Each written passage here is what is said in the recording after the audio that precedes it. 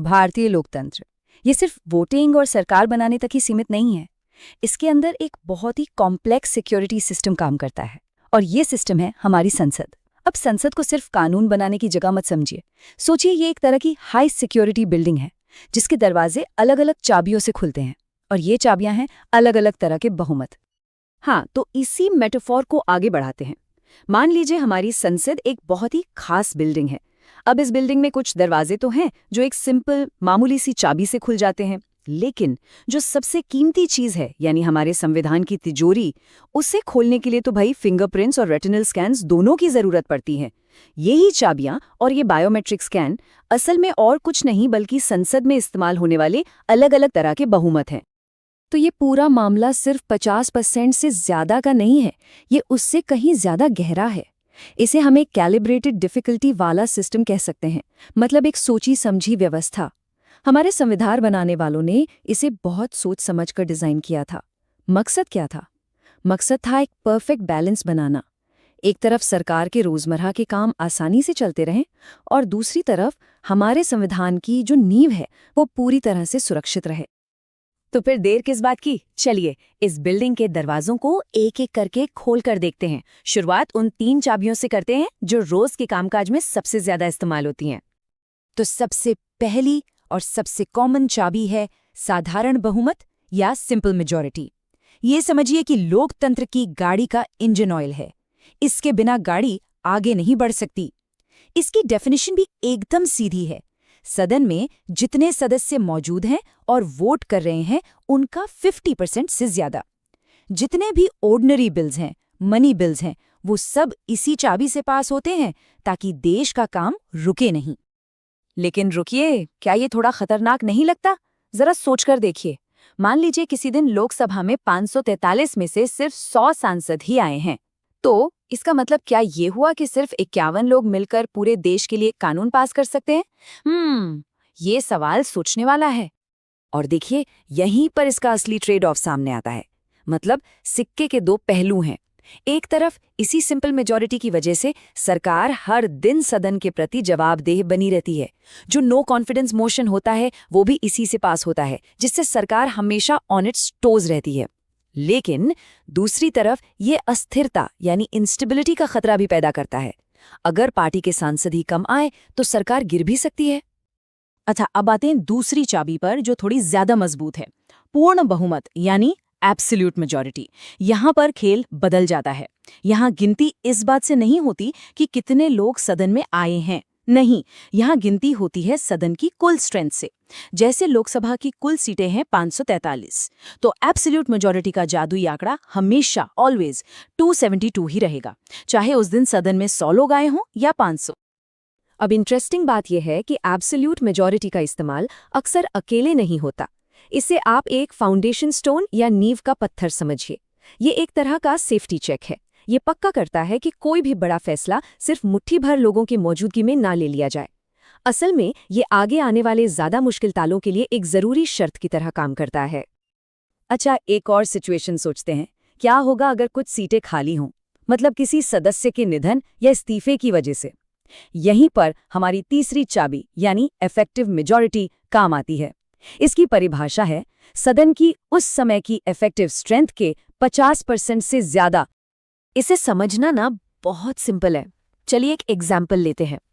लोकसभा की कुल सीटें हैं 543। मान लीजिए 13 सीटें खाली हैं, तो इफेक्टिव स्ट्रेंथ कितनी हुई?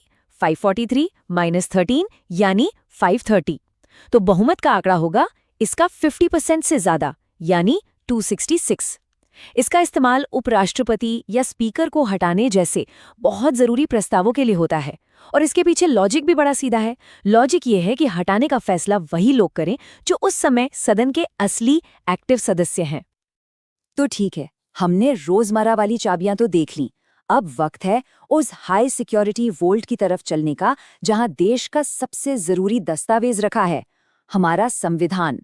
और इस तिजोरी को खोलने के लिए आर्टिकल 368 के तहत कुछ बहुत ही खास तालों की जरूरत पड़ती है। और ये है वो मशहूर डबल लॉक वाला स्पेशल मेजॉरिटी। इसे डबल लॉक क्यों कहते हैं? क्योंकि इसे खोलने के लिए 2 शर्तें एक साथ पूरी करनी पड़ती हैं। ध्यान से सुनिएगा। पहली शर्त जितने सदस्य मौजूद हैं और वोट कर रहे हैं उनका 2/3 मेजॉरिटी चाहिए। और दूसरी शर्त, ये जो 2/3 मेजॉरिटी है ये सदन की टोटल स्ट्रेंथ के आधे से भी ज्यादा होना चाहिए। यानी इसमें एब्सोल्यूट मेजॉरिटी वाला सेफ्टी चेक भी जुड़ा हुआ है।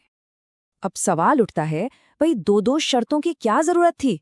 असल में ये जो दूसरी शर्त है ना, वही असली सिक्योरिटी फीचर है। ये एक बहुत बड़ा सेफ्टी नेट है। ये बस इस बात को पक्का करता है कि कोई भी सदन में कम अटेंडेंस का फायदा उठाकर हमारे संविधान जैसे अहम दस्तावेज में कोई बड़ा फेरबदल ना कर दे। और इस डबल लॉक का इस्तेमाल भी बहुत ही गंभीर मामलों में होता है, जैसे कि संविधान में अमेंडमेंट करना, सुप्रीम कोर्ट या हाई कोर्ट के जजों को हटाना, चीफ इलेक्शन कमिश्नर या सीएजी को हटाना, या फिर नेशनल इमरजेंसी को मंजूरी देना। और ये प्रक्रिया इतनी मुश्किल है कि आज तक भारत के इतिहास में किसी भी सुप्रीम कोर्ट जज को इस तरह से हटाया नहीं जा सका है। ये अपने आप में बहुत कुछ कहता है। चलिए, अब हम सिक्योरिटी के हाईएस्ट लेवल पर पहुंच रहे हैं। यहाँ बात सिर्फ संसद की नहीं, बल्कि हमारे देश के फेडरल स्ट्रक्चर यानी संघीय ढांचे और सबसे ऊंचे पद की सुरक्षा की है। ये है हमारा अल्टीमेट फेडरल सेफगार्ड। अगर कोई भी कॉन्स्टिट्यूशनल अमेंडमेंट ऐसा है जो राज्यों की शक्तियों पर असर डालता है, तो उसे सिर्फ संसद के डबल लॉक वाले स्पेशल मेजॉरिटी से पास होना ही काफी नहीं है। उसे देश के आधे से ज्यादा राज्यों की विधानसभाओं से भी मंजूरी लेनी होगी। मतलब ये एक ऐसा ताला है जिसमें केंद्र और राज्य दोनों को अपनी अपनी चाबी लगानी पड़ती है। इसका सबसे बड़ा और रीसेंट एग्जाम्पल हम सब जानते हैं, जीएसटी कानून। क्योंकि जीएसटी ने केंद्र और राज्य दोनों के टैक्स लगाने के अधिकारों को फंडामेंटली बदल दिया था। इसीलिए इसे संसद के साथ साथ आधे से ज्यादा राज्यों की विधानसभाओं से भी पास करवाना जरूरी था। और अब बात उस बहुमत की जिसे हासिल करना लगभग नामुमकिन बनाया गया है।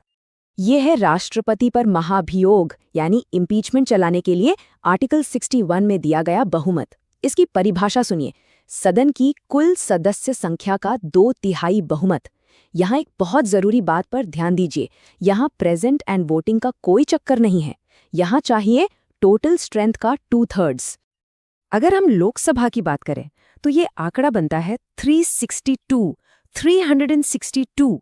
ये नंबर इतना बड़ा है कि कोई भी एक पार्टी, चाहे उसके पास कितनी ही बड़ी ब्रूट मेजॉरिटी क्यों ना हो, इसे अकेले हासिल नहीं कर सकती। इम्पॉसिबल। और इसके पीछे की सोच, इसका फिलॉसफी बिल्कुल साफ है। देश के प्रेसिडेंट को हटाना कोई पॉलिटिकल गेम नहीं हो सकता। ये एक ऐसा कदम होना चाहिए जिस पर लगभग पूरे देश में सभी पार्टियों में एक आम सहमति हो। ये इस पद को किसी भी एक सरकार के पॉलिटिकल प्रेशर से बचाता है। तो अभी तक हमने जो कुछ भी देखा, ये सिर्फ नंबर्स या मैथ्स के अलग अलग फॉर्मूला नहीं है। ये असल में इन आंकड़ों के पीछे छिपा एक पूरा दर्शन है, चेक्स एंड बैलेंसेस का, नियंत्रण और संतुलन का। देखिए कितना शानदार डिजाइन है। सिंपल मेजॉरिटी है स्पीड और अकाउंटेबिलिटी के लिए, इफेक्टिव मेजॉरिटी है प्रैक्टिकलिटी के लिए, स्पेशल मेजॉरिटीज हैं स्टेबिलिटी और कंसेंसस के लिए, और जो सबसे ऊंचे वाले बहुमत हैं वो हैं हमारे संविधान और राष्ट्रपति पद की हिफाजत के लिए। सीधी सी बात है, जैसे जैसे फैसले का इम्पैक्ट बढ़ता है, बहुमत की दीवार और ऊंची और मजबूत होती चली जाती है। लेकिन आखिर में एक बड़ा सवाल खड़ा होता है, क्या हमारे संविधान का ये इतना खूबसूरत मैथमेटिकल डिजाइन आज के इस पोलराइज्ड पॉलिटिकल एनवायरनमेंट में भी उतना ही इफेक्टिव है जितना हमारे संविधान निर्माताओं ने सोचा था? या फिर आज की जो राजनीतिक हकीकत है, चाहे वो किसी पार्टी का प्रचंड बहुमत हो या फिर मजबूरियों वाला गठबंधन, वो इस पूरे डिजाइन पर हावी हो रही है? ये एक सोचने वाली बात है।